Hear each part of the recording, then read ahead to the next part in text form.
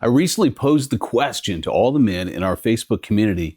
I said, gentlemen, please, in your words, describe to me what you think are the biggest issues facing men today. And in the series we're going to start on Minutes with Mark, we're going to go through them all one at a time. Let's do it.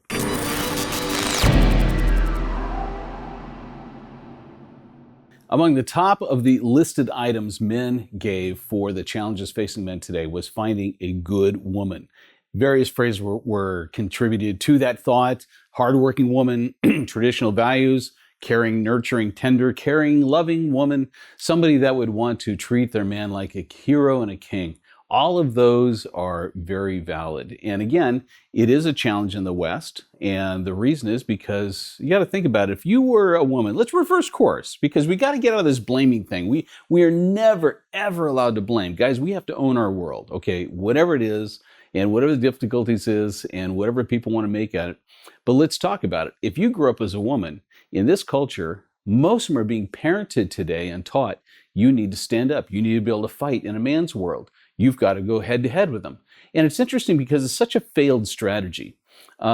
I loved Carly Fione was the CEO, imagine this, of Hewlett Packard for many years. And as a woman, they would ask her because she dressed like a woman. She never, went to the other side of it. And she just made a comment in an interview. She goes, I don't understand these women that feel like they have to act like a man to compete in a man's world. Women have the advantage. I can come in a room and disarm people with softness and get everything I want. And it's really the woman who's just truly loves being herself will win every time. But the women in the Western culture are being taught you've got to learn to battle. So they have to be woman, they have to be man, they have to be everything. And it's overwhelming, depressing, and there aren't many of them who are happy with it.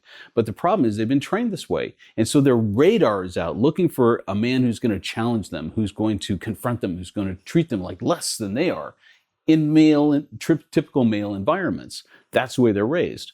Second problem is that in the dating culture, when you have a single woman, especially any that are in reasonably good shape, which I understand is only about a third of the population, 2/3 are overweight or obese, but the women that are in decent shape get a lot of attention. In fact, if you think about it, any one of the men, if they have the right disposition, confidence, fun, and joy of life, they can pretty much, no matter what their body shape or size or color is, they can attract a woman and do it very well. Obviously, men, we have to learn some of that. That's why we do the courses like the Armory to help build you into battle-ready men for life and all the rest of the stuff that goes into that. But for women, they are absolutely statistically hit on 15 times a day. So imagine this. You're a woman and you're in decent shape.